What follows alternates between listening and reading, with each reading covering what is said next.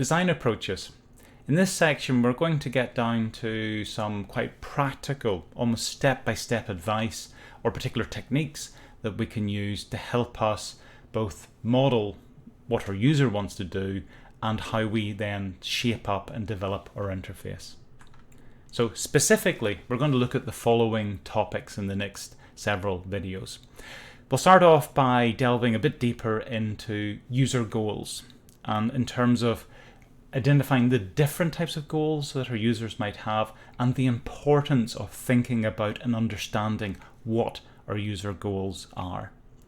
We'll then go into look at a number of quite practical processes or techniques that we can use to model the goals of our users in terms of us understanding what they are, in terms of us then shaping them, informing them and bringing them together. And it's something we have to do quite carefully because we can't just simply ask the user to tell us what their goals are. We have to use a slightly more investigative, nuanced, interlinked and sort of self-reinforcing way of identifying and teasing out what the goals actually are. We'll then move on to look at personas.